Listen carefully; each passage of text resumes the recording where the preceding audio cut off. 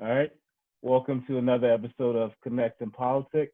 We're here with a special guest. Please introduce yourself by telling us your name, where you're currently located, and your favorite snack. Okay, nice. My name's Alain. I'm currently located in the nation's capital in Ottawa, Ontario, Canada. And my favorite snack is between sesame seeds and seaweed, like the seaweed snacks. I love those. Like Nice, I nice. So those are you mean like the raw seaweed, like that you get at it's a special brand. Do you have a special brand that you like? no, like you'll find it at like little local stores that Yeah, people are able to import. But I love the crunch of these seaweeds. yeah, yeah. Nice, Sesame nice. snaps too. I don't know if you ever had some sesame snaps. Those are really Yeah, good. Hard nice, to find. nice. All right. What's your fondest memory from childhood? Fondest memory from childhood. I would say playing piano. Um, I used to play piano as a kid, and it was my mother's dream for me to become a pianist. Oh, But I told her that I don't think I would bring that dream alive, but I did love playing. But it slowly creeped on me, and before I knew it, we had to immigrate out the country, and it was sort of like a unclosed chapter, unfinished business. But I was getting really good, so it's a really good memory. yeah. Do you still play? Honestly, I haven't prioritized it. It's one of those things that I want to be in a peaceful place so that I can re-explore it without any expectations. Because I'm very goal driven, and I feel like I would do it for the wrong reasons right now. Yeah. I would probably try to make a business out of it, but it's not. That's that's not what I play for. Same with photography. Yeah. Yeah, piano would be one for sure. Nice. How do you think your childhood helped groom you to the person you are today? Hmm. I would say my parents did a great job at being guardians for me, so it gave me an opportunity to explore myself within, um, without any distractions or outside voices. So I was able to listen to my higher voice, um, build discernment. Like know what's right from wrong. I was encouraged to make mistakes, and the key word it would be spirituality. Like my parents were very faithful. You know, from the time I was born, like they were always praying. So that stayed with me. I'm very faithful. I believe that there's something bigger. And I'm not very religious, but I'm very spiritual. So that's all from childhood, in my Yeah. opinion. What would you say? What are some of the most important lessons that you gained from your parents, or you learned from your parents? I would say modesty and compassion. I feel like my parents are very kind-hearted, and when you immigrate um, in a new country, when people around you can see that you're doing a bit better than most. We didn't have the biggest house, but we were getting by. Enough for me to get into private school early and start getting early habits. But they taught me humility, what it's like to be grateful and stay modest. So like Mm. looking at what you have within, that we're soulfully rich, wealthy, but there's just a level of wealth we're trying to accumulate, in our communities. I remember Jay-Z said something like that too, and I carry that with me, regardless of how much money or anything, is going around. Like I stay humble, like even Mm. today, like I almost wanted to wear a suit, but I figured no, man, let me just keep it real and come clean, carry quarantine style, with my brother. Yeah. Yeah. What would you say? What's something that you're not willing to live without? Oof.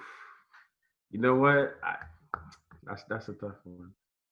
That's a tough one.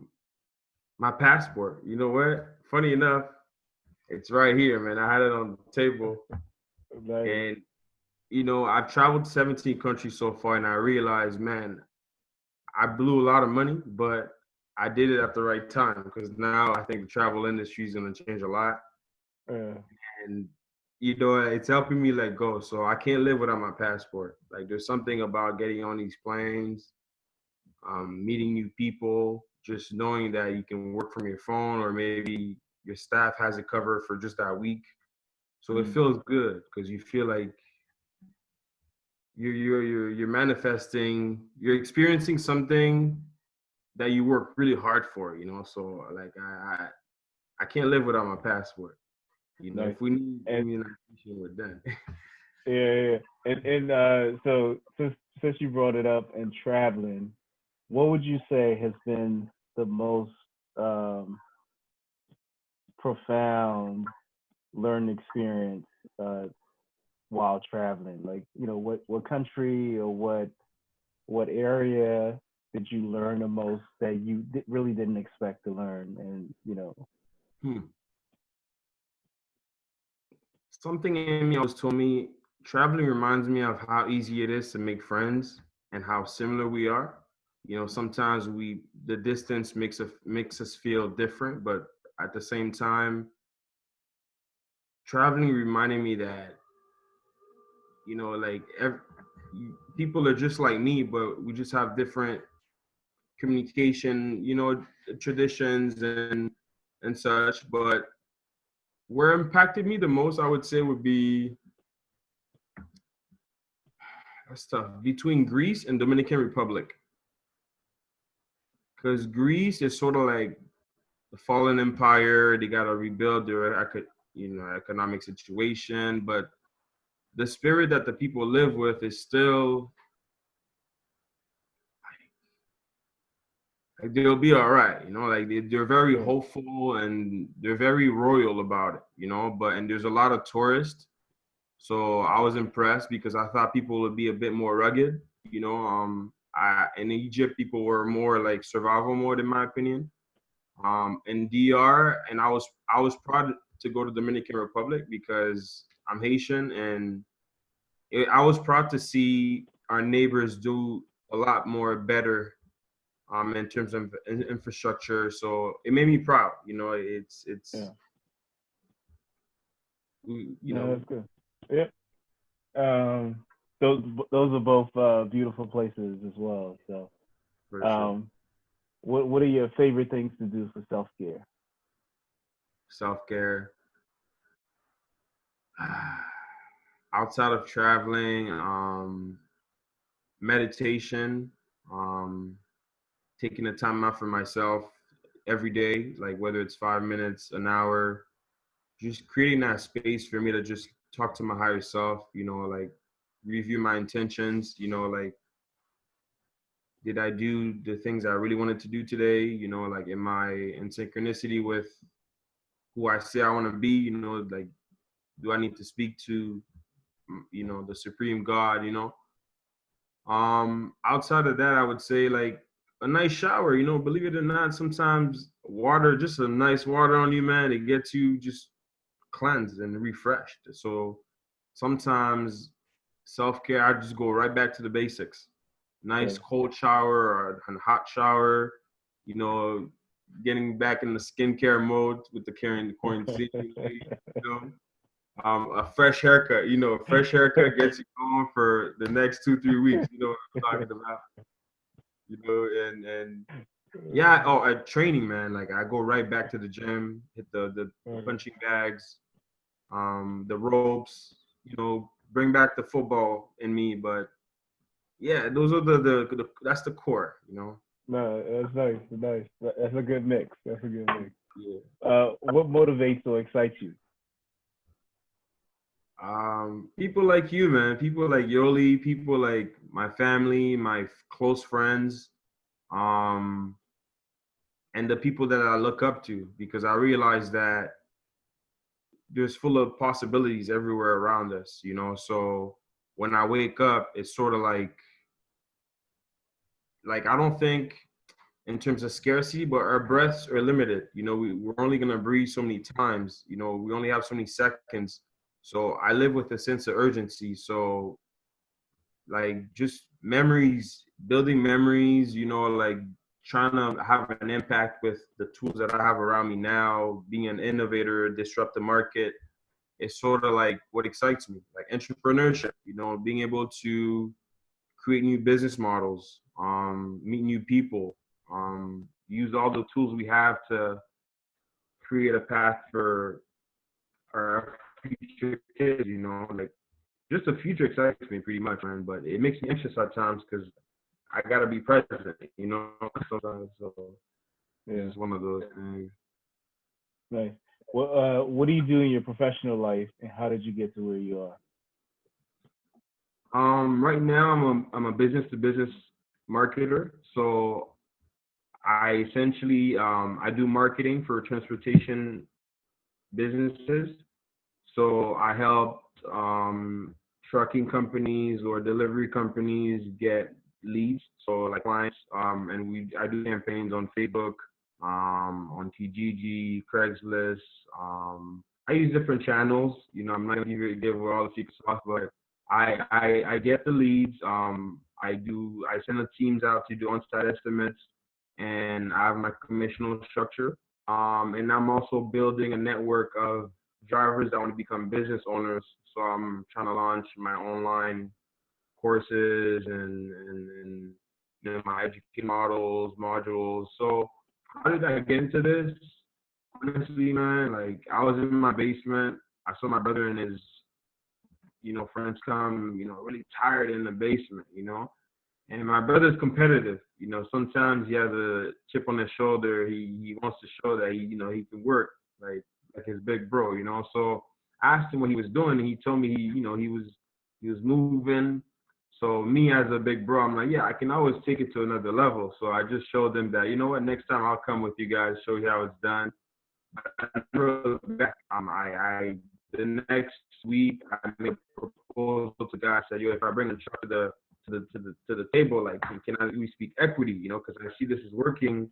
I need to make it, like I want to get some real estate multi units, like I need to get out of debt. We gotta pay back some student loans. We gotta put money in for a wedding, maybe. You never know. So he refused the proposal, and that's how everything started. Like I was like devastated, and I tried to launch an app, and like went through that whole cycle.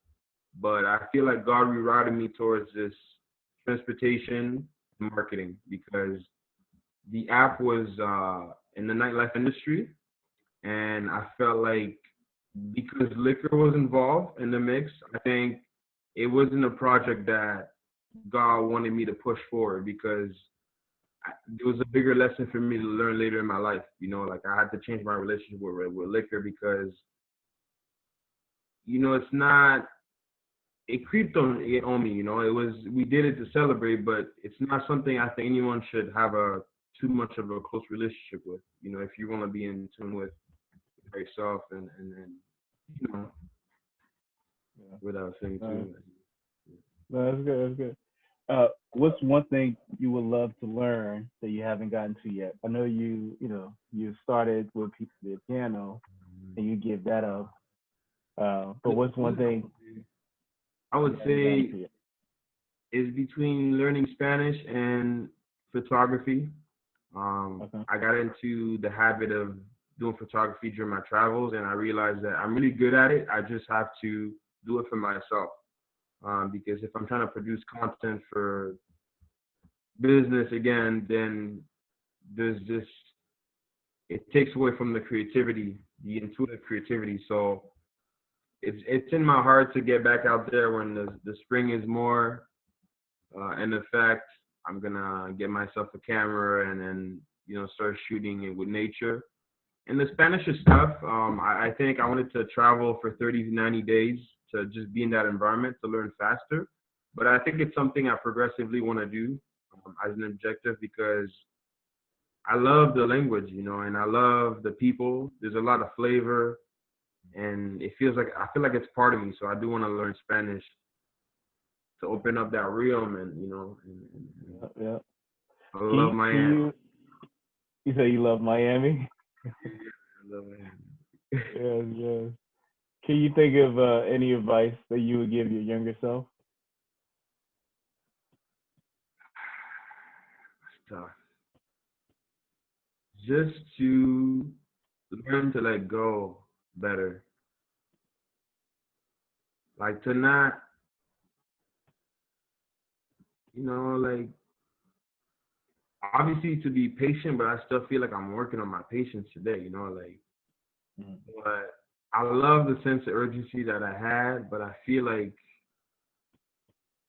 I should have be more coachable, you know, learn to put your pain away aside and choose who you want to listen to, you know, Mm. and not feel like no one understands you, so therefore no one can tell you anything. You know, it's sort of like this inner battle of, it's like an immigrant has a hard time listening to sources that don't feel like they can relate to them. So it was always this battle of, I don't know a lot of people in the US that sort of have my story, or in Canada, so how could they give me advice in my best interest? So, you know, so I just have to let that go. So it was just a Yeah, sort of thing to just let it go and realize everybody's different. You got a story, so everybody has this sense of double identity. It's like, oh, there's who I want to be, and there's where I was born, you know, and yeah, how I got raised. So am I allowed to go past that, or you know, so that was the sort of thing I was telling myself, just let it go, man. You'll be all right. yeah. What's the best advice you've received? Oof. I think closer to when I realized that football wasn't gonna become like sort of my career. I think I had a coach, a training coach that he had played in the CFL and the NFL. I remember he was just talking to all of us, not even to me directly, but sometimes I feel like God speaks through people, and it's up to you to realize it's your message. And he said like nobody owes you shit, and like I was like, oh,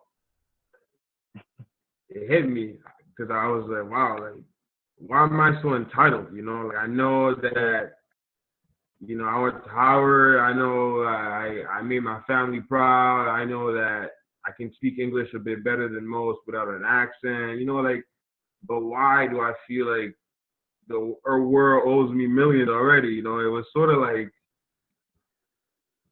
like this sense of entitlement. I feel like as a teenager, sometimes you feel like because of whatever pain you're dealing with, like the world owes you an apology. You know, Mm. but I don't think that ever comes. You just have to learn to realize everybody has trials and tribulations, which you can either see as a lesson or you stay in that hole, you know? So, yeah, for sure, man.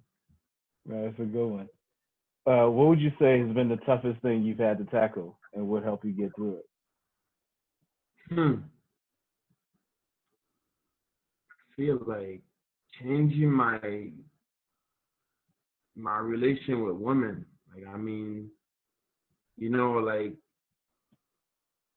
going from a player to a non-player. It's like just embracing what it's like to have one woman. It's like my parents did it. They've been together for 30 years, so sometimes it's like, how come I can't do it? I have the perfect role models.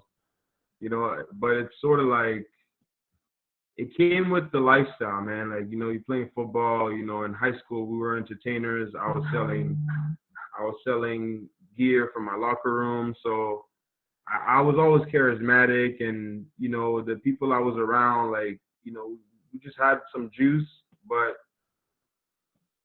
I always felt like I was an older soul, and I was meant for sort of a relationship. I'm a relationship guy, but for some reason, like like it's my weakness, But I'm getting really good at it, like right now, So take care of it. So what helped you? What helped you get over that hurdle? I feel like just changing my relationship with the why I was doing it. I think a lot of people change relationships because they don't want to change themselves.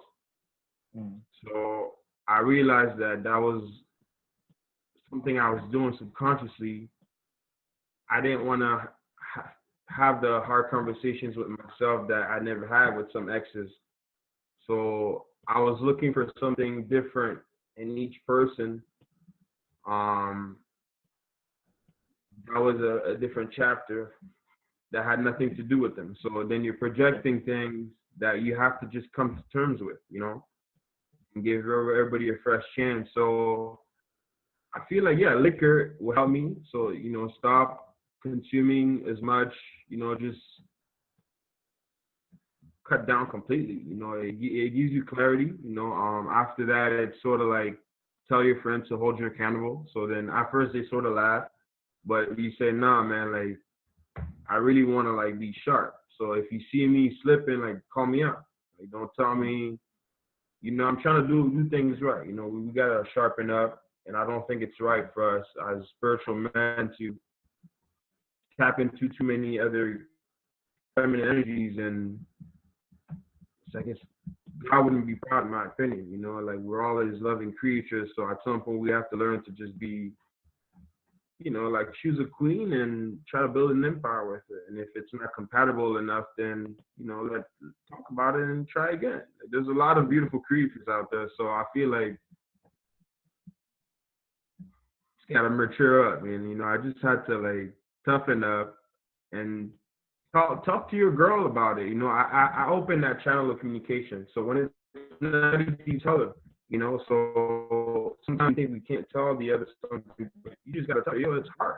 We've been doing good, but yo, I've had thoughts. So then you talk about it, and then you realize after that it goes away. Mm. So it's not always what you think.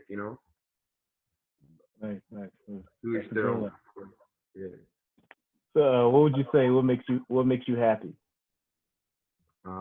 Music, dancing, um, seeing my friends sort of flourish. Like for some reason, I feel like I'll be all right because I feel wealthy soulfully. But this life, like I just I love the game. I love the entrepreneurship. I love trying to impact, leadership, like the whole thing, man. Breathing. We got air, unlimited source. That's abundance. Like I got a place to talk to you right now. So what makes me happy is the little things of life. Is to see the depth in my relationships around me. So if the more that I can look around me and realize that there's a lot of people that have different memories with different deep conversations, um, that's what makes me happy. It's the quality of my relationships that makes me happy. Because money goes and it comes and it goes. So who's gonna be at your funeral? you know? Yeah, yeah. What qualities or character traits do you admire in other people?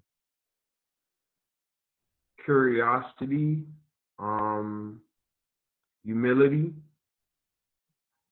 um, great communication because it's tough, but I find that as I get better at it, but it's work. People that are able to translate their thoughts into concise words is to me it's a skill. It's not. That's why we love some rappers more than others because somebody say something, you're like, yo, you saying it like I feel it. That's exactly what I meant to say. So I'm gonna just send it. Sometimes like it's the way you say things, man. Sometimes, so I'm really gonna dive into communication, the basics, intonations, when to stop. But it's tough because as you see, I'm passionate. Um, I actually forgot the question, but No, the question was, what qualities or character traits do you admire in other people? I mean, you were saying it. You were saying communication, yeah, concise explanations, those yeah. kind of things. Oh, and I admire, okay, last but not least, patience, because Okay. that's something I'm working on, man. But the people that are really patient and composed, like I'm either very skeptical because I'm like, is it something you're not telling us, or I'm really like, wow, like we need to talk. Like I just need to know like what type of meditation, like what type of prayers, like people that are zen out, man. I'm like, I'm impressed. I'm like, yo, like Yeah, I'm trying to be trigger free every day, but it's not it's a easy, process. man. It's a Seriously. process. Uh, for a fun question, if you won the lottery tomorrow, what will you do? Man, let's manifest it, man. Like if we win the lottery, we're going half, man. So I'll give you half because you manifested it. All But right. you, multi units. My brother my Uncle G Greg Cardone. I listen loud and clear. I'm gonna get multi units. I'm buying a multi units for everybody around me. But we know we legally we're gonna set it up like a syndicate. So I get multi units. I would do a big donation, man. So I would hire researchers to tell me, yo, give me the reports of all the donations that actually have impact. I want a proof of impact. I want proof of ROI.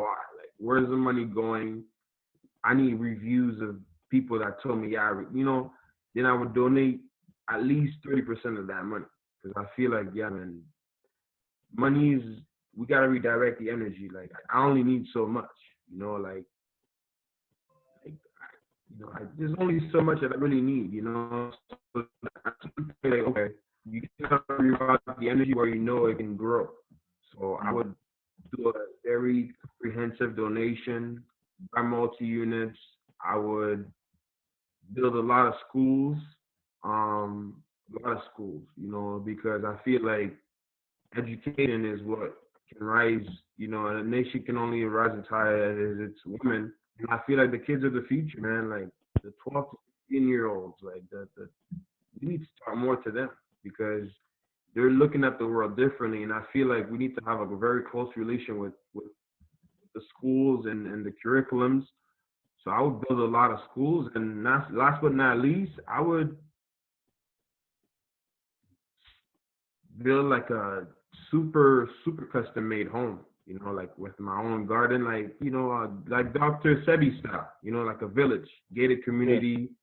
You have people where that can heal people. There's people that giving birth, like up, standing up, dolphins, like just holistic, holistic Right, village, but right, right.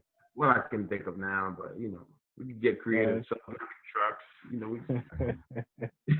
That's good. That's good. All right. For our final question, how do you define success? oof. Success is progress, in my opinion. Like everything's in motion. I feel like before this call, man, I was excited. I didn't know what to expect. I tried to do my research. I'm like, I gotta be prepared. Like I love talking to my brothers. But it's almost. I feel like we're going through it, and I'm like, man, this was good. I'm proud of you, Oli. I'm proud of you, man. And I feel like success is to be able to progress, to be able to set goals and actually go through them and get them done. Um, so to be able to manifest your deepest inner desires and feel fulfilled enough with the velocity of achieving them. Because sometimes you're not moving at your speed and that makes you sad. But when you're successful, I feel like things are happening in synchronicity. Like if you wanted that opportunity and it's coming fast. So I feel like that's success to me. It's momentum and your manifestations. It's being in tune with so much with God or your higher self that you can spread that energy. Um, and that's success because when you see it happen, like when we see like people like Kobe die or Nipsey Hustle, like if they're still looking at us, which they are, like that's success. That's impact, man. Like that stays with us. Yeah. So that's what I want. Like, you know, that's what I want for everyone. Like if you're successful, that means everybody, you left something in them that will always be a seed.